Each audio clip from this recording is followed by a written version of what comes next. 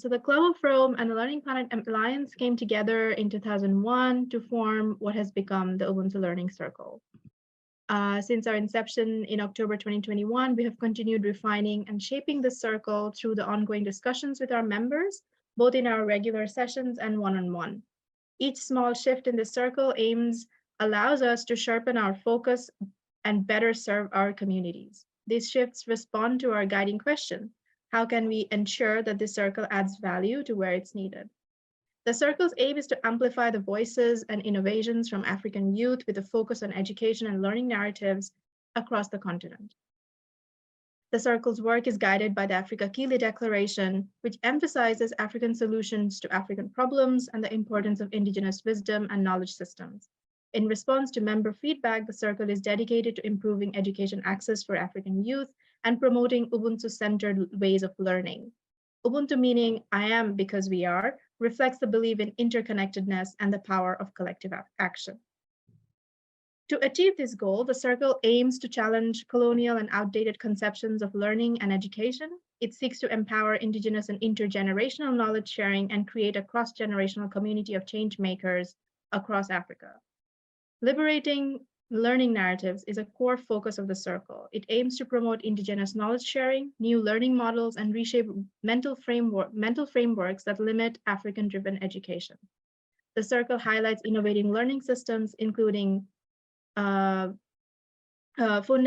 and a WhatsApp-based platform that breaks the digital divide and promotes learning across the continent.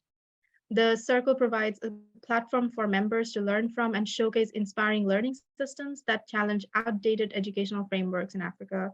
Regular meetings, work showcases, and intergenerational learning opportunities foster knowledge sharing. The immediate goal is to establish an autonomous network of 200 members with an online platform for connection. The ultimate goal is to develop the concept of liberating learning narratives and take impactful action with the support of an African implementing co-leader and founder. The circle is committed to creating a better future for African youth and welcome thoughts and ideas from participants on achieving these shared objectives.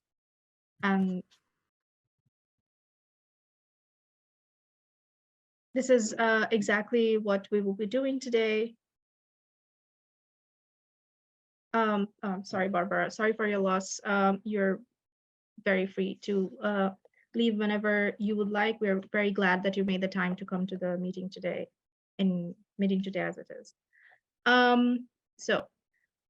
Without further ado, we will move on to the next phase of the Ubuntu Learning Circle session today, which is basically that we will be talking about certain themes and how within our journey in the ULC, we will talk about these certain themes and how to move forward with these themes in mind when we are trying to shape the Ubuntu Learning Circle today from our journey before and how we are envisioning seeing it in the future.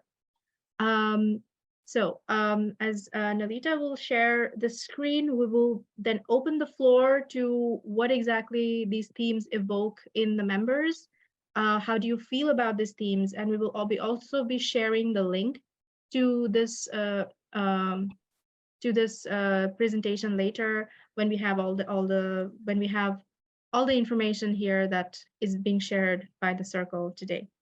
So the first question of today, the two questions before we move on to the themes, the two questions that we will address is how should we focus on each theme, and should we actually be focusing on each theme, right? So moving on to the first theme, it is environment and sustainability. This is a core major theme that the Ubuntu Learning Circle has always addressed in all of its sessions. In the storytelling sessions that we had before, environment and sustainability has always been a major part of the discussions and the interventions. So environment and sustainability playing a big part in our discussions, this is a very important theme to be addressing. So I will now open the floor to the Ubuntu Learning Circle members present today to please give your advice, to please give your input on how we should be exploring these themes and what this theme evokes in you. How do you feel this is a theme that we should be pursuing?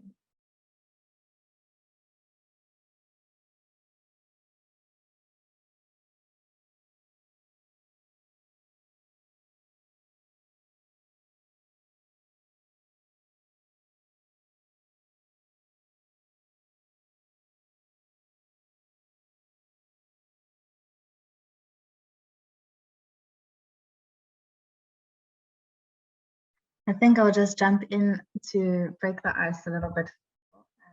So environment and sustainability came up from the origins of the circle, as Raad hinted at.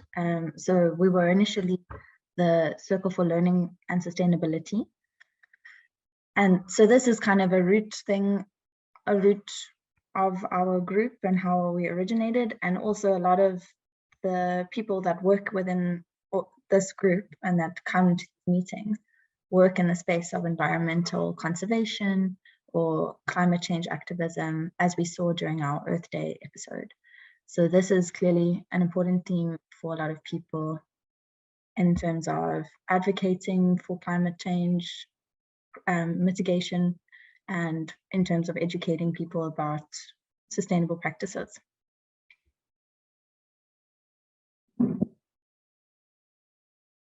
And just as an FYI, in case people aren't clear, you're welcome to speak whenever you want. You don't have to put up your hand or anything.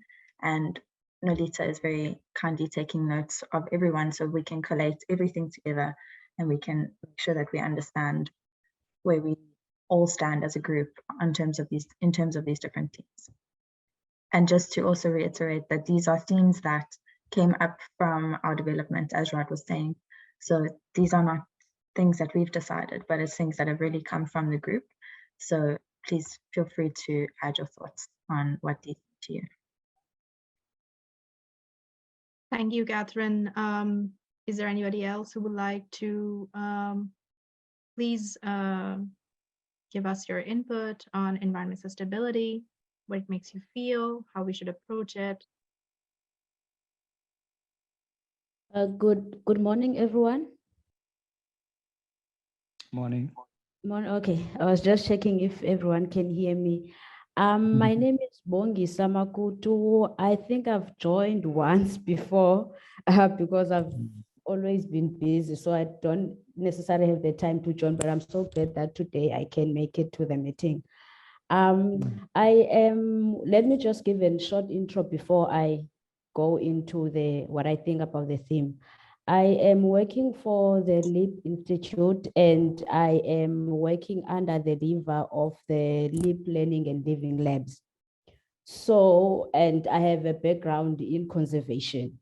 So for me, I think this is a very important theme, and I think it should be given an attention and focus into, because what I've learned is that environment, it's one of really the biggest things that we should look into, because without nature, we cannot go on with our lives. Most of the things that we learn them from nature. So it should be one of the fundamental things that we look into, and as well as sustainability, because it's important that we sustain the resources that we get from nature, and also teach the kids or our communities to make sure that they understand how environment work, in order for them to also be able to live a sustainable life. So if I may just share, one of the things we do is we promote gardening in schools, and also being able to make use of the smaller spaces that people have, because we live in an urban areas. There's no much space to do gardening. So what we also do is we install vertical gardens so that people are able to grow their own food, and also encourage learners to be able to take home what they've learned in school and do gardening, as that promotes sustainable living, and also focusing on recycling and all of those things. So for me, really, environment and sustainability, it's something that I really feel like it is important that we look into and give it attention. So yeah, that's me. Thank you. Thank you, Wangisa, and thank you for sharing your experience with gardening and vertical gardening, and how it is a very important tool for communities to live in a sustainable way with nature, and creating and have it's a very innovative solutions to how we can now at the status quo live a sustainable life with nature. So thank you so much for sharing. I see Atif Ahmed has his hands up, so please, Atif, go ahead. Good afternoon, everybody from Cairo, Egypt. I'm so happy to participate in this conference. Actually, this is a very good business because I work for environment. And I think that if we wanted to just to answer questions, should focus on the relationship to sustainability and also environment. Mainly, sustainable development, which is very related to the nature or to the environment. Well, I think that we have a lot of environmental problems, and at the same time, without compromising the ability of the future generation to meet their needs, it will be very difficult to answer or to solve these problems. So, do you hear me? I'm not quite sure. Yeah. The connection is a little bit in and out. So I'm struggling to form a sentence out of what I'm grabbing. Okay. I think it's just can you hear me now? Yeah. Much Hello? better, thank you. Yeah. That's much Yeah. better, yeah. Okay. Yeah. So I'm just want to see that. Sorry for that. Yeah, that we have pillars for sustainability, which is very related to the environment. So look to the social equity. This is number one, and number two is environmental protection, and the last one is economic viability. So if we just make an analysis for the social and the economic and the environment pillars for sustainability, we will see that there is a very keen relation between what is we call sustainability and the nature or the environment here. So we wanted to emphasize that we want to conserve our natural resources, because actually if we will not conserve our natural resources, we will not be able to support the well-being of our future generations, not our future generation only, but our current generation. Yeah. Thank you so much. Yeah. Thank you, Atif, for sharing, and you bring up a very, very important point of how this is really a lot about the future generations, and how this conversations should happen with the people who will be living in the future. And thank you for suggesting the pillars to sustainability. I think all of these points make a lot of sense: the social equity, environmental protection, and the economic viability points. Thank you for sharing. Is there anybody else who would like to share on this particular theme? Can I just speak? It's Trevor here. Just one addition from me. Please go ahead. Can I go? Okay, go ahead. Hello? Yeah, Lindelwa, please go ahead. Yes, no, my input is going to be very short. I support that we must keep this this theme, but I think also the emphasis, in addition to what has been said, the emphasis should be, so what does it mean for the global South and Africa? And we shouldn't just be following what the solutions and the discussions that are happening in the global North. What does it mean? We've got floods, we've got drought in some part of Africa. So we must contextualize it. Yes, Thank you. absolutely right. We should always contextualize all the events, problems, and solutions that we and the discussions that we have, because that is key to understanding different cultures, social problems, and incorporating different learnings. Trevor, please go ahead. Yeah, well, I just want to support is it Nolita's point around concretizing this aspect of sustainability, because sometimes we just speak about sustainability as if it's in abstract terms. So I like the fact that she's talking about concrete, everyday realities of what we can do around issues of sustainability, sustainable communities and cities as they are globally known. So I think the other point that I would like to add is the fact that this is already a global movement.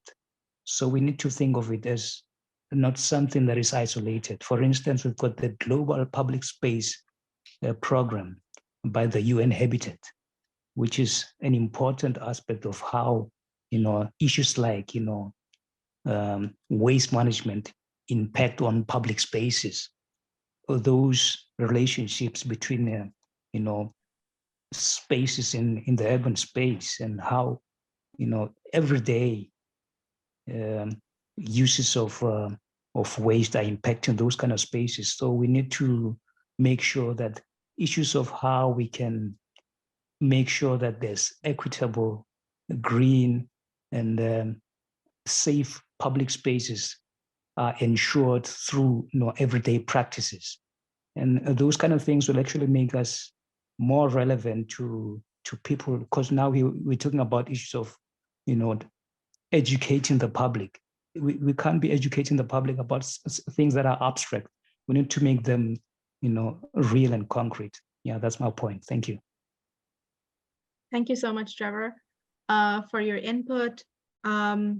We did allocate a certain amount of time to each of these themes, so it seems we have run out of time for this particular theme. So we'll move on to the next theme now, because we also want your valuable inputs for all the themes that we have gathered.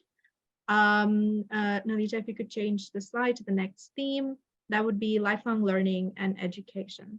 That is also a theme. That is a theme that the Ubuntu Learning Circle, the LearningPlanet Alliance, and the Global Forum itself have across several of the projects, and also a lifelong learning and education is a key theme of the Ubuntu Learning Circle, because the circle itself was created so that a lot of these members would come together in an online space and just learn from each other, share their experiences and knowledge, and just create a learning environment. So please, whoever would like to go first, if you would like to share what does lifelong learning and education evoke in you? How do you think we should be approaching this theme, and if it's a theme that we should be exploring more?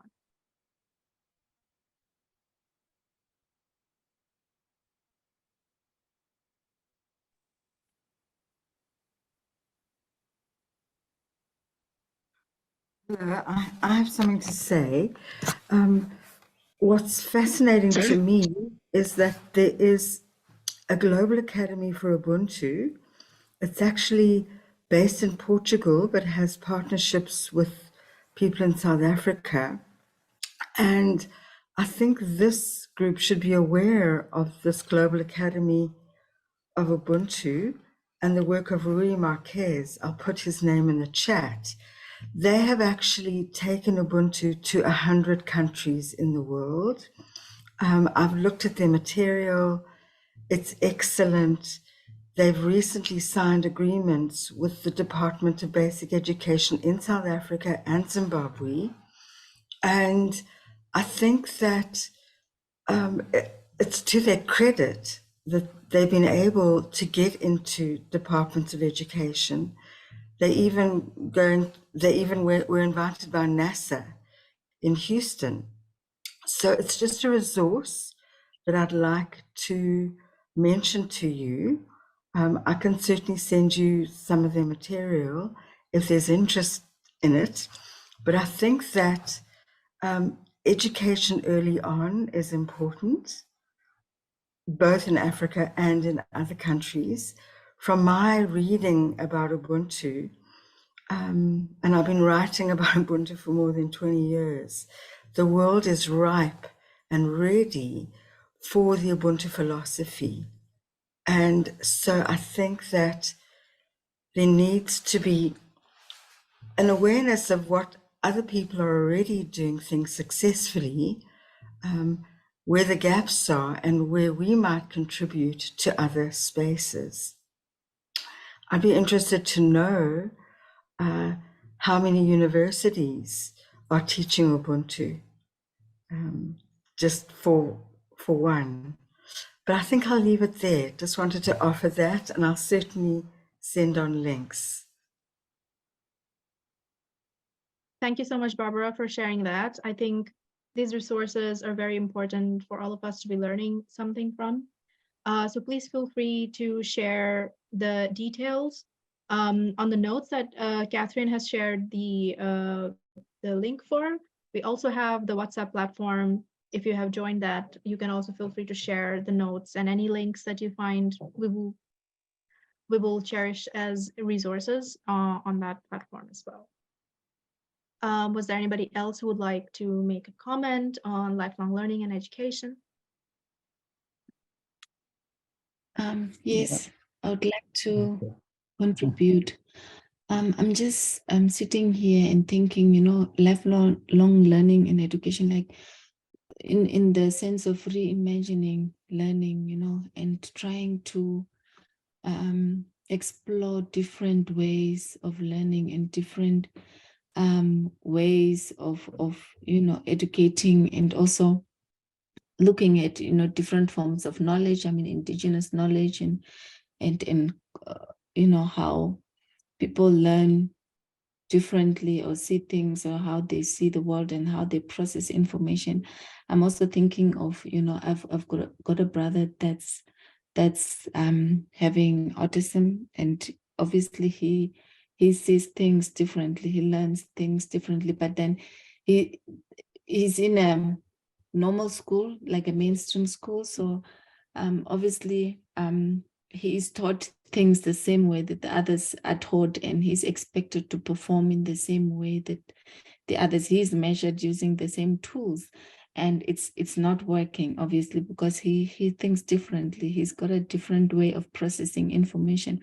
So I'm just looking at that point of, you know, having different individuals that have different ability. I don't know how to, what terms to use, but also for us to know, reimagine learning and education, and have different ways of bringing forth information. And it obviously ties with environment and sustainability, the way we are putting through that information, the way we are learning and teaching, and the way we are co-creating knowledge. Yeah, you're absolutely right, Shirley, because as it is right now, there is very little contextualizing of education. We are still being educated in very straightforward, very colonial practices that had already existed before, and our education reflects, and our education systems reflect that in the competitive manner that it is, and there's very little collaborative, mutual learning systems within our educational institutions. So yeah, it's very important to have the contextualization of education depending on what is the context in each society, at your space, etc. Thank you so much, Shirley, for sharing. Atta, if you wanted to share something. Yes, sure. Yeah, I'm just wanted to emphasize or raise the issue of our educational curriculum in Africa, because I think this is the main gate for understanding the environment and the sustainability in our nature here. I'm not quite sure here, because actually I'm from Egypt, so I know very well about our curriculum here. What I wanted to say is that, you know, learning here and education, it should be reviewed. What I mean is to review all the existing curricula in Africa in terms of the objectives, and even, you know, the contents, you know, textbooks, you know, activities, you know, assessment, In order, just why I wanted to just review and to assess, our existing curricula, because actually I wanted to develop, what I can call it, transdisciplinary or interdisciplinary understanding of what is our current social and economic and environment in Africa. This is very important because I think this is, the right approach for teaching and learning about, sustainability and environment in Africa. Yeah. This is very important. So what we call it, green education or green learning, or in the past we called it, environmental studies. That is, they are very important because actually, whether in formal and even in non-formal education in Africa, this is raise awareness and even, what we call it the communication tools in most of the areas of environmental protection and conservation, and even, the problem of biodiversity in our continent here. So I'm wondering, what are our, curriculum, education curriculum in Africa, how we can make our curriculum serve the purpose of sustainability and the SDGs, for example, how we can design it, how we can help, our students, African students, to understand the environment. Of course, this is in order to solve our local problems and even, our world problems here. Thank you so much. Yeah. Thank you, Atif. You've been asking the right questions. Exactly how can we do that? But you also tapped on a very important point about how all of these things are so interconnected. And this is where we talk about different systems and how system thinkings come in. How do we collaborate? All of these themes together into building a more inclusive and fruitful kind of an education system. Robin, please go ahead. Thank you, Raad. Hi, everybody. Sorry for joining late. And just picking up really on, Atif, your comment, and I know that you've joined us in a couple of our Africa Voices dialogue conversations, but it really is, what we've been focusing on for 2.5 years now is really this question of Africa's sort of the education that's appropriate for the African context, connecting people across the continent who are thinking about these things.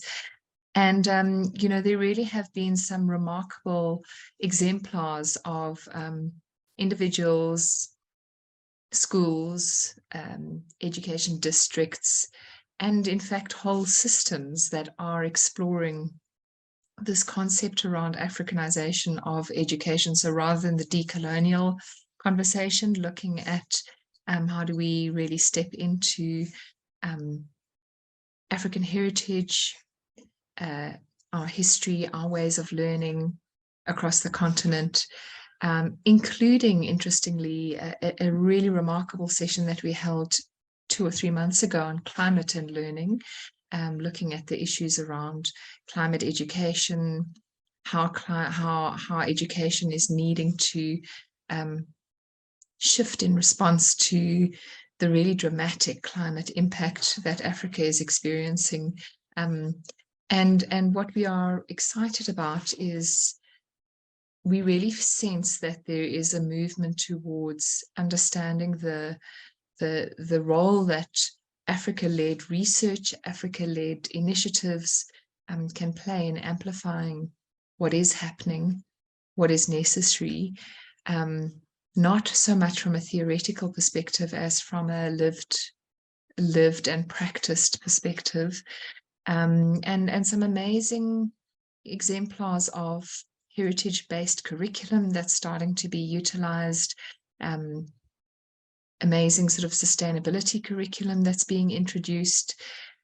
And so, creating this synergy, what Barbara was talking about as well, reaching out to the others. So doing this meta-node convening and really starting to see what's happening in other spaces, amplify it, give it the robustness and resilience of a research voice, but not research for theoretical not theoretical research, but real action research that's emergent from the African context, that's reflective of the African context, and that is not secondhand reporting on the African context, but really is African voices telling an African narrative with an African perspective, much as other continents also, really need that voice of their own. And I think the more we can start convening and co-convening multiple groupings who have this desire, and they are out there, the faster we will accelerate the possibilities for the continent, and the faster we will start to witness what really is happening. And as soon as you see what is happening, it's possible to both amplify that and to put it into place where policy is being developed. So there really is this sort of three-part series of actions. So the advocacy, but combining that with really robust research, and then moving it into practice and looking for exemplars of practice. And when you can kind of bring those three together, and you can have multiple voices bringing those three together, that kind of catapults the policy action, I think. Yeah. Thank you so much, Robin. And this ULC platform is, of course, a space where we would like to amplify these networks and these examples that you're talking about. So please feel free to share any of these examples that you've been talking about on the chat and the WhatsApp group, and we will be glad to engage and create more networks within the circle. Thank you so much for sharing. Mercy, please, I see your hand is raised. Go ahead. Thank you, Raad, and everyone who's shared. I also came in late. Apologies for that. I hope you can hear me. Yes, we can. But I just want to get back to Robin, and I feel like there is quite some good strides that have been made in terms of finding what works for Africa. I had her using terms as heritage-based and sustainability-based learning in Africa, and I think this is already quite a huge step in the right direction, and I should commend people who are already doing this. I was having a discussion I think either last week or a week before, with a colleague, and we were thinking Africans need to just start and not wait. If we wait, we'll be waiting much longer, but whoever has an idea should just start wherever they are.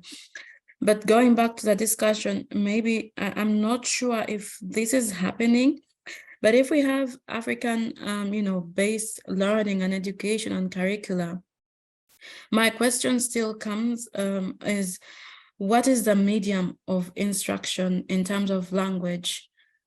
Because for me, this is something I've been reflecting on also this week, being here in Belgium, where schools or the education system is in Dutch or French, depending on where you live.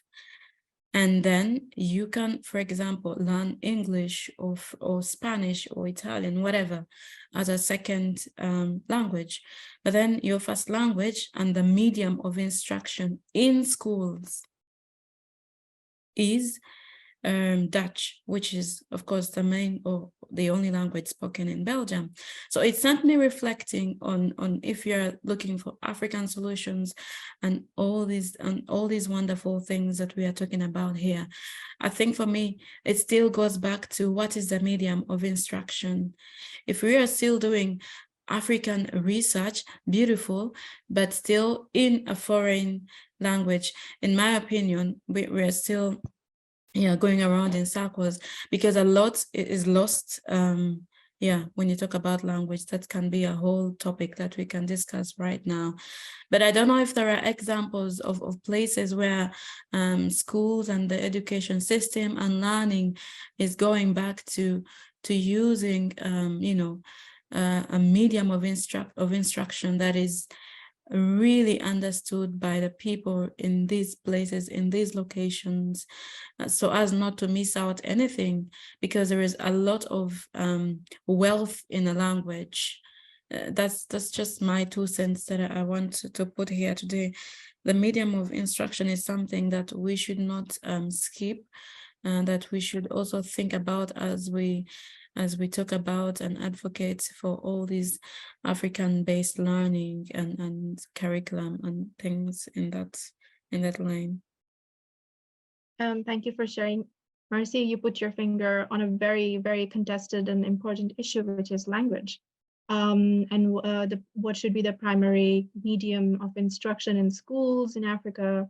And one of the key things of decolonizing education is really looking into the facets of language and how language has been a big promoter of the colonial very competitive kind of learning instructions. We don't have a lot of time left for this lifelong learning and education, but I see Trevor's hand is up, so please be the, we would like one last comment from this. I'll try to be short. Yeah, well, on the issue of language, I think that's an important subject. But the point that I want to make is with regard to the arts, you know. I like the fact, Barbara, thanks for sharing, by the way. You know, this is part of my topic as a researcher, you know, using the arts to talk about concrete things around sustainability. I think it's an important medium of instruction. You know, because as I was saying earlier, that we need to engage all the senses of a human being in order to allow them to learn properly. You know, engage the head, the heart, and the hands, and the entire body to allow them to learn in a proper and meaningful way. So the arts are one of the underutilized and understudied ways or tools that we certainly are not paying attention to, particularly when it comes to issues of sustainability. And if anyone knows anyone that is, you know, an expert perhaps, or practicing environmental theater, for instance, and all forms of creative arts that are, you know, oriented towards sustainability, I would like to learn more about that. Thank you.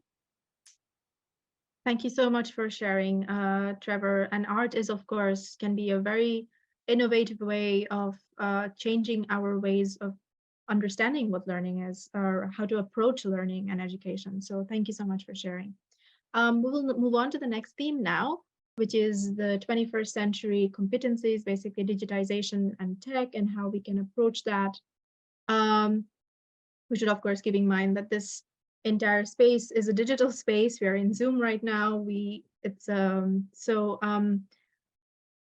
It is a very important aspect of living in the 21st century with the debates happening around AI right now, with the intergenerational dialogues happening around digitization and using electronics and computers and all those things. And how can we use this theme? What does this theme evoke in you? How do we question it? How do we approach it? And is it a theme that we should be approaching? Please, the floor is open.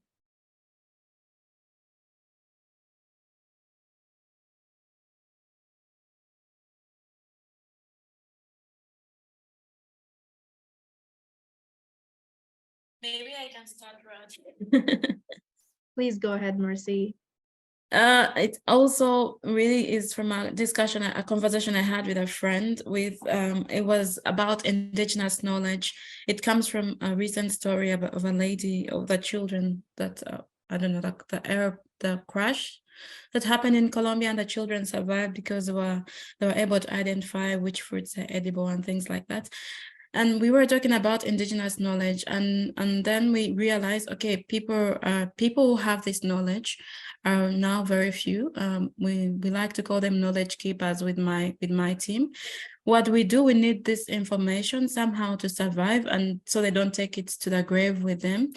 And we discussed with my friend, what do we do? Let's just, each time we go to the village, take a video of our grandparents and ask them questions about, I don't know, plant X, about animal Y, about A, B, C, D, and we can record. And then my friend is like, yeah, but I don't have equipment. I'm like, oh, hey, look, you have your phone. You can basically do anything with your phone. Just when you go to the village, take out your phone instead of taking pictures of, I don't know, whatever is there.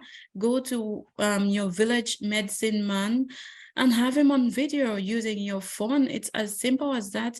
And let him respond to questions about his medicine knowledge. If he's free, of course, with consent from him, definitely. But we should not wait for the big cameras for you to be able to purchase, you know, all this fancy equipment. I think we can already use what we have now in order to, you know, to keep this information alive. And I think with technology, the good thing now with this kind of technology advances, you have everything in a phone, basically. And you can do so much more than you could think about. So I think there is possibilities for us to, you know, to be able to leverage on advances in technology. Yeah. Thank you for sharing, Mercy. And yes, you speak about a very relevant issue, because if we use technology the way that you specified, we are also going into the very important adventure and task of contextualizing technology as well, because right now technology as it is influenced by the dominant worldviews, and it is kind of our job, our collective job, to change that aspect of technology. Is there anybody else who would like to share on this particular theme?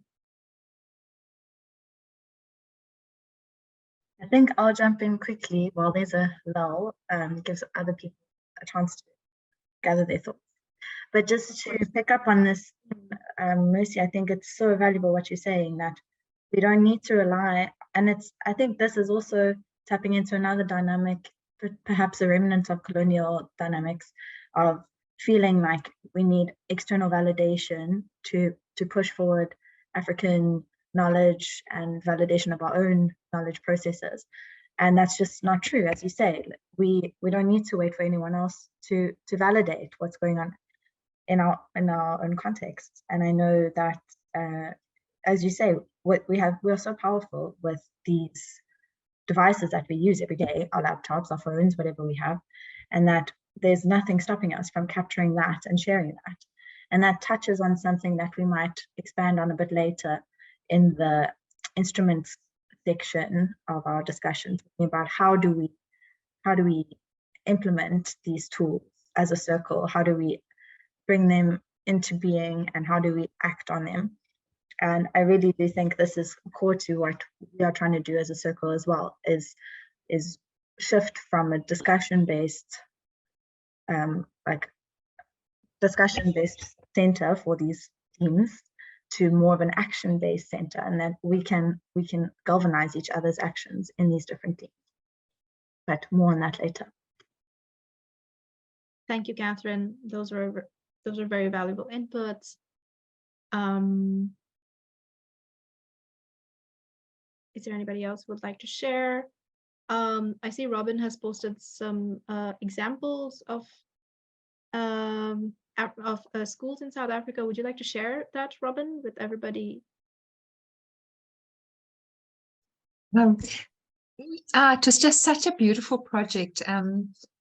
It was part of the organization that I worked for previously, which is Citizen Leaders Lab, and they run these incredible programs developing citizen leadership around schools and partnering local business leaders and local community leaders with leaders of schools.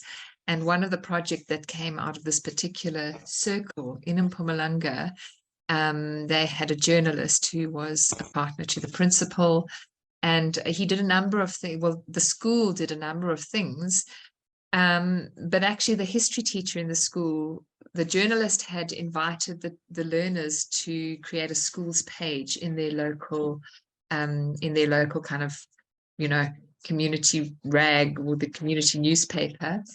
And that's now become established. So every school in that community, the kids write on their schools, which has been phenomenal for their visibility, their confidence, etc. But what that precipitated for the history teacher was she made their history a full year. She spent a full year really encouraging them to think about history and what history is, and see how important their own history is and how valid their own history is. And so she invited, I think it was grade 4s, 5s, and 6s to conduct interviews with the oldest person in their community that they knew, and ask them to share what they remembered about their childhood, share the stories from their own childhood that their grandparents had told them, share the local knowledge about this community and the environment that they lived in. And they produced a book, it really was meaningful. It was hugely meaningful for that community. And then just the other comment in there, for those people who haven't yet come across it, the Moleskin Foundation, this is now about 5 years ago, no more even, that they started doing it, but they do run something called Wiki Africa, which is Wikipedia with a very specific focus on the African continent. And they are always looking for contributors to, really share the history of their local spaces and communities, because the history of this continent is just unwritten and not present and nowhere to be found. And so, finding a platform like that, which is intentionally going about documenting spaces that are invisible otherwise, is quite exciting as well. So, if you just Google Wiki Africa, you can apply, or you can get a school to apply. They ran a project where they were getting learners to kind of become the researchers for Wiki Africa. But it is quite an exciting thing to also participate in. Thank you for sharing, Robin. That's a very nice initiative, actually. Mercy, you had your hand up. Would you still like to go, or do we move on to? We could also move on to the next phase of. I think Robin responded because I wanted to find out about this school. That's a very good example of how we can kind of bring change to the learning system and the education system. Because I tell you what, in my history class as a student, we were learning about the US, about Canada, and now we start to question ourselves, how is this relevant to me, for example? Well, it's relevant, but how do I start learning about US without knowing my own history? So I think this is an example where education can be, and these are the kind of things that need to be dug into and extrapolated maybe into even other school systems. And I would love to know about this school, actually, and I'm quite interested in Wiki Africa, so I'll check it out as well. Thank you. Thank you. We don't have a lot of time for this theme, but I see Fiston has his hand up. So please, Fiston, we'll take your comment and then move on to the next phase of the circle. Thank you, Raad. Thank you so much. Actually, it's not a big compliment. I think with this rapidly evolving world, it's promising to see that Africa, is also adapting to the technology. But I'm a little bit concerned of our ethical consideration, like how do we ensure that the adoption of the digitization technology in African communities is guided by our own principles, like our own African principles. Because one thing that's really crucial, and I see that being a threat to the communities, is responsible data management practices. Like maybe this is a message we need to bring our tech expertise, our African tech expertise, and discuss means and our own African principles, and how do we leverage digital tools and how they're being used in Africa. Yes, Fiston, that's an excellent point, because there's always technological bias that's happening because of the dominant worldviews. And then the correct question, you're asking the absolutely correct questions about how then do we frame technology that is used in Africa through African perspectives? How do we leverage data managements, and how do we have data managements in a way that is suitable and contextual to the continent of Africa? So these are really, really important questions to ask, and important questions that we should all dive into together to kind of formulate and understand and come up with solutions or change the system as it is for. So moving on to the next phase of the session today, we will be talking about, for example, we will be talking about the instruments of approach towards towards these themes. So the tools we have at our disposal is, or we have been formulating this, is a storytelling approach, and then we have a teaching and learning approach, and then we have a policy research and advocacy approach. So maybe Katherine can say what a line or two about the storytelling approach that we have at the Ubuntu Learning Circle. Sure, and thanks, Raad, for introducing that. And thank you everyone for your contributions so far.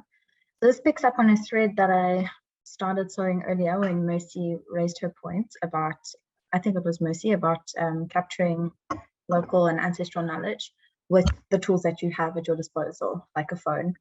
And this really inspired our approach at the Ubuntu Learning Circle on how to capture and disseminate things that are really valuable in a local context and make them available in a broader context. So our idea was to use to kind of mobilize people within our circle to be digital storytelling activists, in the sense that we could, within the circle or in other settings or independently outside of the circle, record and capture, as we've been doing with the short videos, the reels, which we can share in the chat, that we've captured from the circle, just a short story or interesting anecdotes about how someone has overcome an obstacle in their context. For example, Emerin, during our April session, spoke about how she had lobbied for a climate curriculum in Ghana, and that with the AASU, the All Africa Students Union, they had managed to actually meet with government officials, and they were putting in steps to create a climate curriculum for children in school in Ghana, which is amazing. And it's something that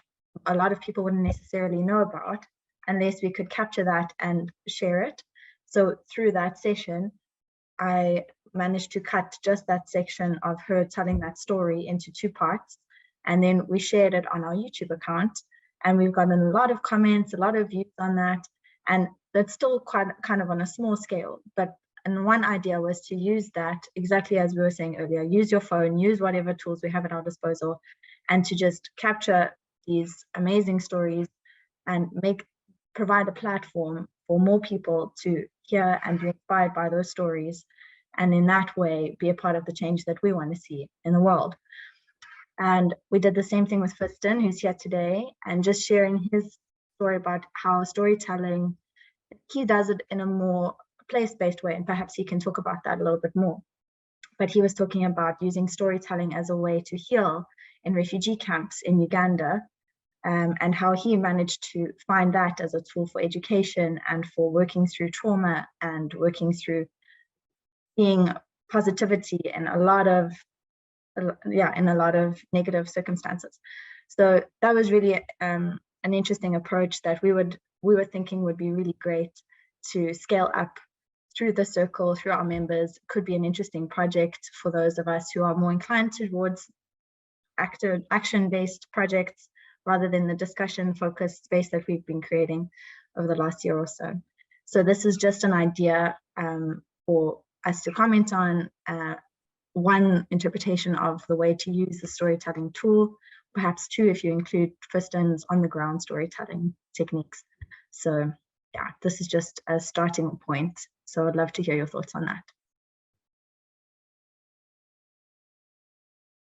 Thank you so much, Katherine. Because we don't have a lot of time, I will also go into the other methods of approach that we have, and then maybe everybody can comment on all the methods altogether, or any one method or approach that you would like to comment on. You're welcome to just share your input on anything. So the other methods we have is teaching and learning, and we know And that is one of the building blocks of the ULC itself, because it's a learning platform. We are learners, we come together to learn from each other. And learning and teaching is a form of knowledge exchange, and through knowledge exchange and critical thinking and innovation, this approach of learning can foster informed action and empower individuals and communities to shape a better future. And then we also have policy research and advocacy, because they also play a very important role in addressing the critical issues and the themes that we had already discussed today, which is environmental sustainability, the lifelong learning and education, and the ever-expanding realm of digitization and technology. So through policy research, in-depth analysis can be conducted, and we can understand certain complexities of these themes and their underlying causes. So these are the three approaches that we have. So if you have any comments on these approaches, please feel free to share.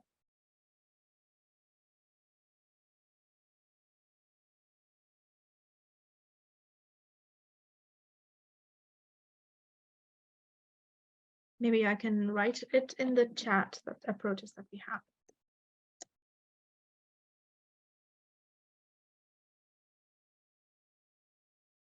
Hello, team. Hello. Yes, please go ahead.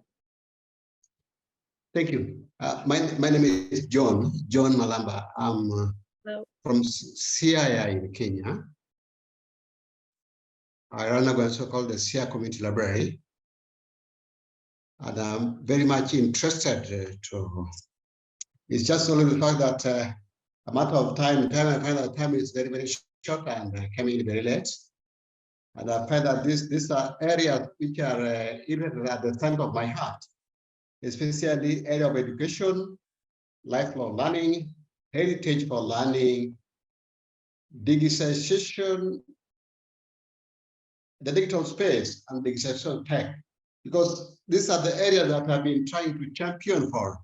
So I feel that maybe the person who come up with all these areas should get a way of how we can connect and share more and learn more, so that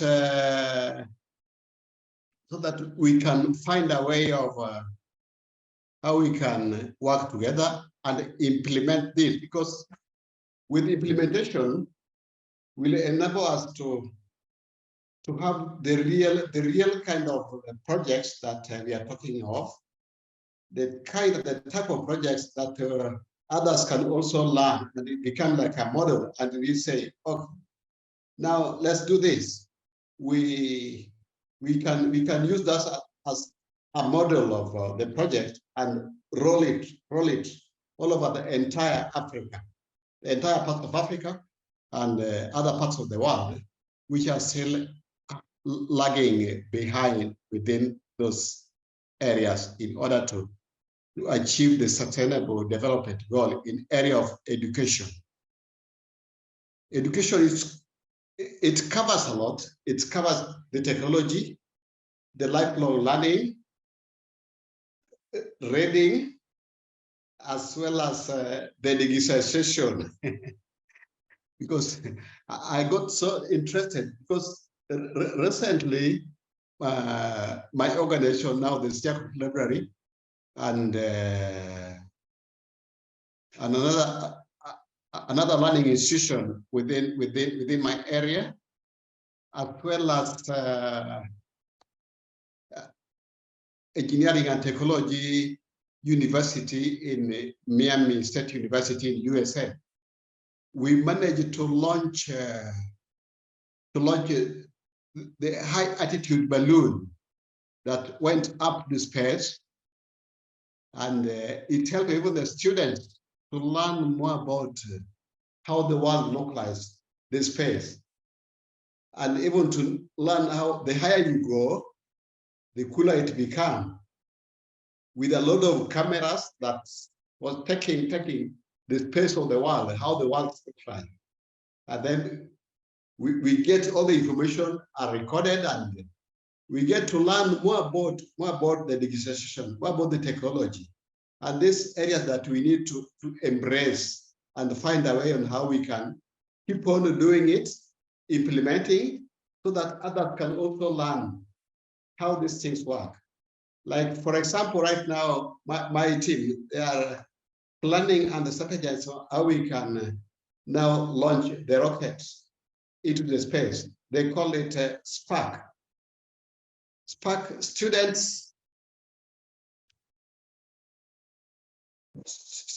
parachutes experimental technology and research. And this is a very, very important area that I feel that we need to focus on it because the world is now moving into technology. So that our people, our community, the world can now focus, especially on the digitization, the technology, the education, so that we can all move together, because you find that in developed countries, they are far much better ahead of us than we Africans continent. So I urge our partners to come together, we move together, especially in developing countries. We start implementing a particular project within that field, then it became a model, and then we begin now rolling out and implementing into other countries, and then we find that we bring a very big change into our world system, because within the area of the heritage for learning, which is an area which I've been thinking either to share with the LearningPlanet and the Club of Rome on how we can work together and do what UNESCO is doing, the preservation of culture and heritage center. And remember, this is also an area of learning as well. Learning as well. Yes, thank you so much, Mr. Malamba, for sharing. It was very valuable because you basically talked about the approaches that have more reach and more share and is able to influence a lot of the communities and have the capacity to influence beyond a certain society. So yes, this is a very important thing to keep in mind when we talk about approaches as to how much reach a certain approach can have. Is there anybody else who would like to share on these approaches? If not, Kristen has written something on the chat. Would you like to share this? Yes, Raad, thank you so much. Just a quick, like a very quickly and short story. I happen to have had the privilege to have friends, from different parts of the world come to visit the refugee camp for research purposes. Some of them were students, and some of them were, so-called experts, like they got to be experts, and then so they came to the refugee camp. But then they were astounded by the fact that this picture they had of refugees in mind and how they found them in ground, for example, using the word refugee as a label, simply, people picture a person not having the ability, to look after themselves. They are vulnerables. And it turns out we have refugees that hold PhDs, masters from their countries. They just can't find it easy to integrate the society or community in a refugee camp due to the language barrier. And for that, they need to learn the language. And the other part I'm actually looking at is this person who came to conduct a research, and then they went to this luxurious hotel in an urban area and conducted a survey from that side. And I believe when they went back, they had this other perspective of who the refugee is. And I was so shocked to say, how do you ascertain, how do you talk with so much confidence about how people live if you haven't been with them when conducting your research? And one thing I just want to note is that, advocacy, the only aim of advocacy, in my understanding, here in Africa, should be amplifying the voices of African communities, and ensure that their concerns are heard by policymakers and other stakeholders, for example. And to me, this involves a strategic communication, and mobilizing public support. So the question to me, like, very curious, is how do we actively involve community members in our policy research and decision-making processes? Because we are conducting research. Is it that we only have this one particular thing we're conducting a research on, or is it because we want to hear from the community what they truly need and what do they aspire to do? That way we are able to advocate for this change, because this is what they actually need. And in another Ubuntu context, this is putting our ego behind, and coming with a collective mindset. That's all I'm thinking about. Thank you for sharing, Kristen. And your question is right on point. How do we involve and include community participation, ensure that in policymaking? How do we ensure that the community is not just a contributor to a solution to a problem, but the author of the solution to a problem itself? These are the questions that we should really be approaching and learning and trying to understand. Atif, you have your hand up. We don't have a lot of time for this left for this session, but please, Atif, go ahead. We'll take one last comment.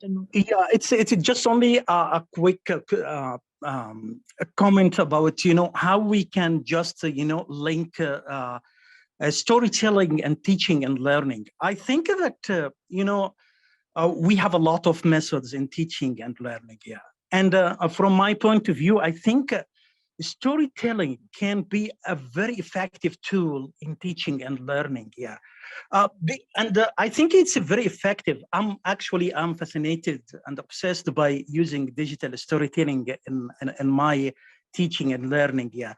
And I think that it's not important, or it's not necessary in some areas in Africa or even in Egypt here.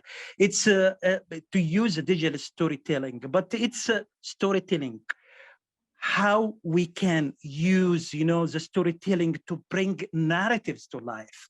It's very important to bring narratives to life, to explain, a concept of environment or economy or something related to the society. And also how we can use, what we call the storytelling to reflect our personal experience. Fiston talked about, many stories about, refugees, and it's very important to tell that through, the power of the storytelling. And also, even, the historical events, it can be also used by, the storytelling here. What I wanted to say is that we wanted to train our teachers and to learn and teach our students how they can make, the storytelling authentic and real, and also how we can, engage or to connect the other human being in these stories. That is, we shape, the dream of possibilities to all people to know that they are not alone in Africa. It's making the sense of the past, and also to look ahead to the future and the present year. Thank you. It's just only how we link, briefly, the storytelling and teaching and learning as a tool. Thank you.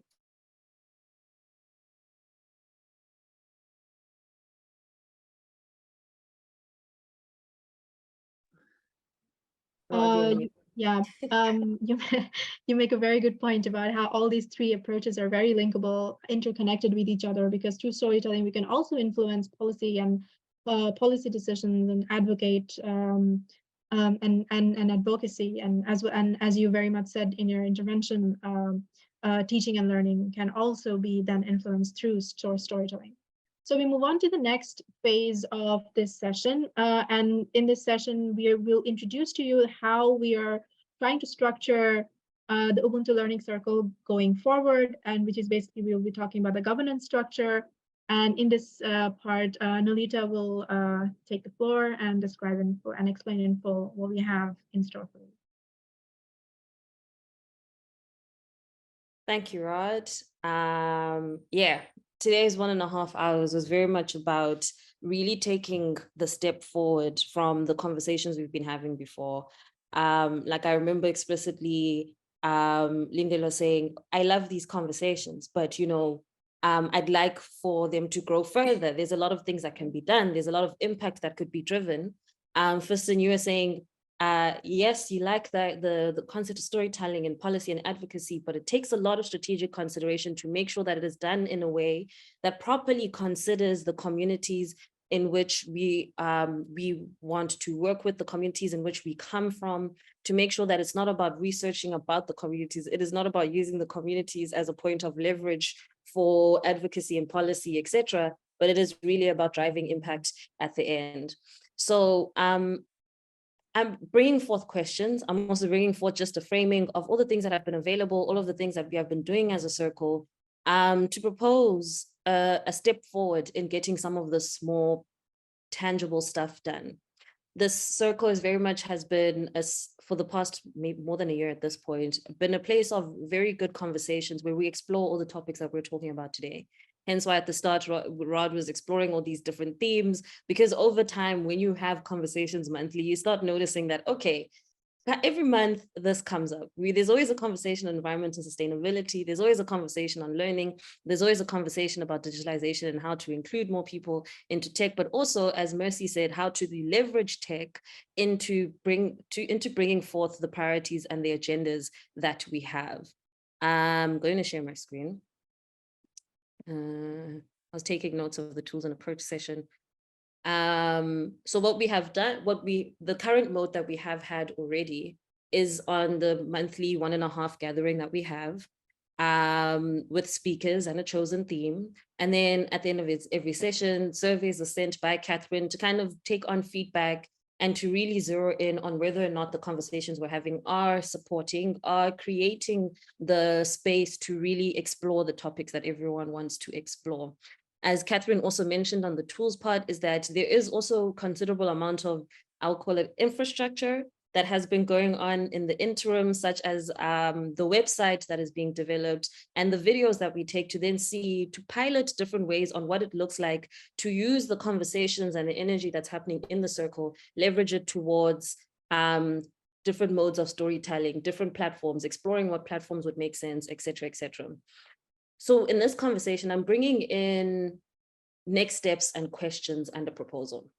The first one is that because we have this community gathering part of the Ubuntu Learning Circle, I propose a pivot towards part of the community that is willing and able to design, explore, and execute the opportunities to drive the theme forward, to convene also, probably separately, to really then work on the strategy and execute on some of the things that it would take to drive this work forward, to drive the themes that everyone has been discussing in the group. So then the proposed objectives coming in from some of the insights would be on advocacy and narrative building, as Raad said, on building a network of inspiring examples or practice. The practice is the word I'm taking from Robin when she mentioned it earlier. Just gonna have the chat open just in case. Okay. Building a network of inspiring examples, mobilizing that network of partners to engage on the themes, to share, to collaborate, to build a platform of solidarity so that we can truly explore, as Fiston would say, an African way of understanding how to do these things. And then the last one would be about thematic projects. Can we get to a point of piloting impact initiatives and leveraging, okay, I said that sentence twice, but leveraging the work that we're doing, the shared understanding, the shared goals towards a tangible impact. That's the big mission. That's the big taking a step forward boldly that we started the year with in the LearningPlanet Festival. This would not mean that going towards a working group focus would mean that we do not have the circle itself. So the first question I would bring forth would be, we have the circle right now as monthly meetings. Does it make sense for them to be less frequent, i.e. quarterly or every second month, to explore certain themes now with an even more strategic focus of, from the discussions of from this discussion. First of all, there's a lot of wealth of content here, but also from the discussions or any preliminary working happening within that working group, here is a theme that we would like to really explore and really see what it means to be an Ubuntu focus or an African focus or an African-centered focus on this theme. That's my first question. So if anyone has insights on, if anyone wants to say, no, actually meeting monthly works perfectly for me, or if anyone wants to say, I would be okay with meeting every second month or once a quarter if it meant that we were doing it in this format, etc., etc. Please do raise your hand so that we can just, and feedback if you have any points or insights to share.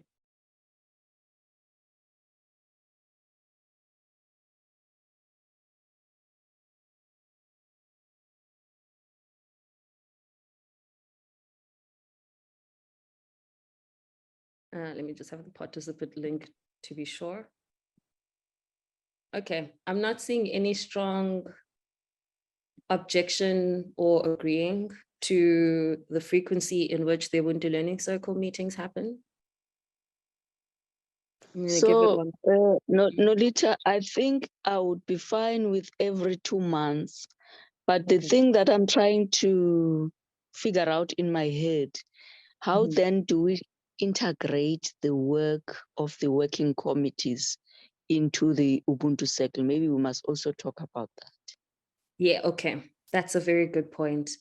So the intention then would be that as the working the working group or action group or whatever we're going to call it, as that group works towards some of these strategic priorities, the theme of that bi-monthly meeting that would be happening would then be set with that. And part of that Ubuntu Learning Circle meeting would look at specifically addressing some of the questions that come up from the strategic discussions by the working group. So like a discussion I anticipate would probably be on what do we mean by teaching and learning? There's a lot of different insights that are coming into that. Or another one would be, when we speak about policy and advocacy, what platforms do we believe would bring that impact? And what does a right approach towards advocacy and policy look like? And then that would then be the theme of that circle, where we really then take things to the second order of the discussion. Because we have, in the past few months of our discussions, shared the resonance of what it means to say we're talking about research, we're talking about policy, etc. But now if we get to the meat of the matter of, okay, but when we say engagement in this context, what are the challenges, what are the opportunities, we really then get into a deeper discussion. So the working group kind of informs what the priorities of the next Ubuntu Learning Circle would be, at least the overarching theme, maintaining still an open space for like exploration or additional discussion, etc. Maybe just one point of clarity is that the working group is kind of intermediary between, so Raad, Nolita, and I meet weekly to coordinate the Ubuntu Learning Circle, and the Ubuntu Learning Circle itself at the moment meets monthly. But then the working group would be in between that, and that would meet more frequently with us and have a bit more of a stake in the direction of the Ubuntu Learning Circle and projects that we might undertake as co-leads of the circle. I think now it makes sense, Katherine. So these are like 3 separate kind of groups, if I understand it correctly. So you have the bigger circle, that's everyone, and then there is a working group, and then there is the 3 of you, or at least I would call that steering, maybe. But exactly, it's like concentric circles, like exactly what you're picturing, a bigger circle inside, and then the centermost circle is me, Nolita, and Raad. Yeah, because I then wonder what's the difference between the center circle, if I use your words, the center circle and the working group. Could that not be integrated, or is it completely impossible? But for me, in general, meeting monthly, I find it okay. I think, yeah, that's the best week. I would prefer actually frequent meetings, but I also understand people are busy doing so many things. So I think monthly really makes sense. To make it less frequent, I have my doubts on it. I would think monthly meetings make sense for the general circle. But I'm still doubting about this working group and the inner circle thingy.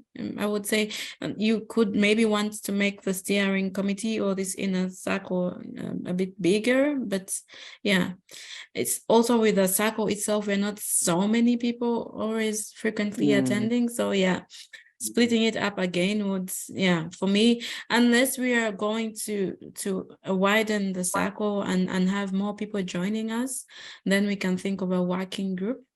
But for now, in my opinion, that's what I think. And just close it at that. Okay, thank you, Mercy. I see what you mean. Also only have 2 minutes left, so I'm going to try to make it short.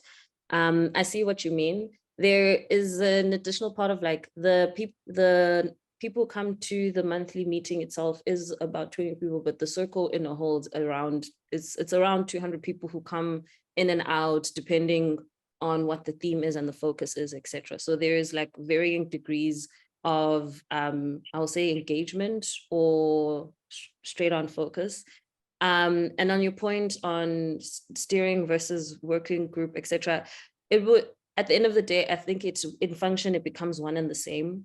But then there are additional considerations in the fact that Katherine, Raad, and myself are also employees of LearningPlanet and the Club of Rome. So there are probably things that when it comes to decisions that are made by said working group on we would need to do this, or can we afford to resource XYZ, then it becomes like a question of, okay, Raad, Katherine, and myself need to figure out if that's possible, etc., etc. So there is, I think in function, it becomes largely the same, except for like that was a 0.1% where then there is a difference. On the last point, the reason why we were proposing this framing is also because of the people who, like, of the, again, the many different people come in and out of the circle. There is, and the surveys that Katherine has been doing, there is very much been feedback of, I like these, but I also don't have time to engage with this on a regular basis. So it was also about creating an opportunity for those who, like you said, Mercy, you'd prefer to meet more frequently to really explore some of this. Then it would be for someone like you who does have the capacity to meet actually more than once a month instead of once a month. That was also the part of it. But it's more than meeting. It's about creating strategic plans, making decisions and actioning those decisions. So it takes it a step further than discussions on shared resonance and shared understanding. Robin, I see you have your hand up. Please go ahead. And then we probably need to close. Thank you. Thanks so much. Yeah, so just to kind of offer an almost a counterpoint to that.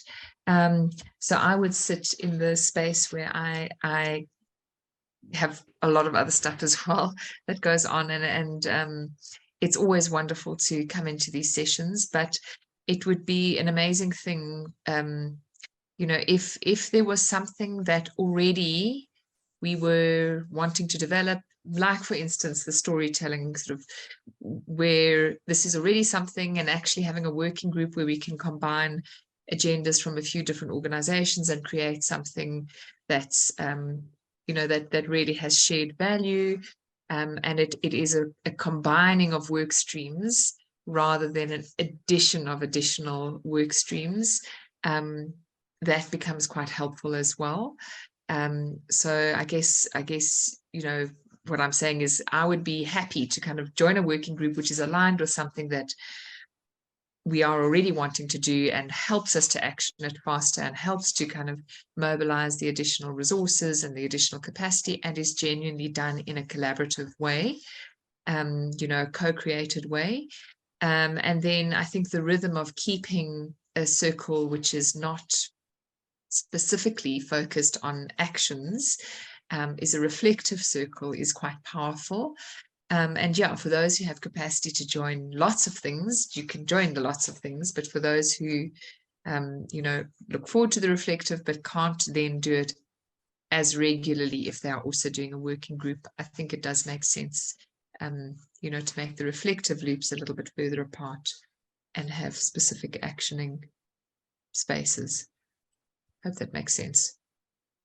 Yeah, It does. And it reflects very much what we were thinking also of like, okay, how do we create both the space for reflection, but also the space for then driving towards this action that, you know, many of us have been craving for, etc., and vocally advocating for the circle to move towards. So creating a space for that. When you speak about if they're like combining efforts and energies, that is already in the plan of what then would be the phasing of the working group. Part of it is like mapping and resourcing of what is available, what is the approach, etc. Which is why also we went through this whole, let's discuss the themes when everyone was sharing, this is what I do, this is what I care about, etc., is then taking a step towards that direction. We are 3 minutes over the time.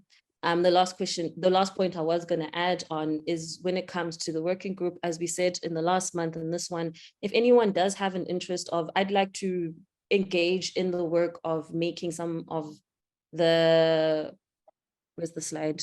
Some of the storytelling, teaching and learning, policy research and advocacy threads more practical, more tangible, please do email Katherine, Raad, or myself to just say, I'm keen and I have the time.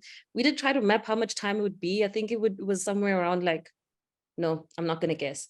We did map how much time it would be, but if you're interested, we'll send back like a proper framing of these are the phases, these are the opportunities we think exist. This is how much time we think it would take from your actual current calendar. So you can make a very informed decision of whether or not you'd want to engage. The hope and the intention is that whoever would be, would end up engaging in this would be engaged in like a period of around 8 months to a year, so that it can get to a point where it is much more consolidated, it is clearer in terms of impact, and also resourcing then has been mobilized, etc. I know that the last part of the agenda would have been to take the time to do community news, but maybe Katherine, if you can please share the link to the WhatsApp group so that if anyone has any invitations to make to members of the circle, things to sign up or engage with, etc., please go ahead and share those on the WhatsApp group. And I'll hand it back over to Raad for closing. Thank you, Nolita, for sharing. And as she said, yeah, we were supposed to be doing community news, but we decided to spend more time to explaining the working groups and to get your inputs on the themes and approaches. Please do share any community news that you would like for everybody in the circle to know through to the WhatsApp group, which will be shared in the chat. And thank you all for joining today. This meeting discussions has really helped us and helped us learn and understand the themes and the approaches and moving forward what we can do. And please contact us, as Nolita said, please contact us if you are interested in getting engaged with the working group and the projects that will aspire to. Thank you all for coming. It was a lovely discussion. We hope to see you soon.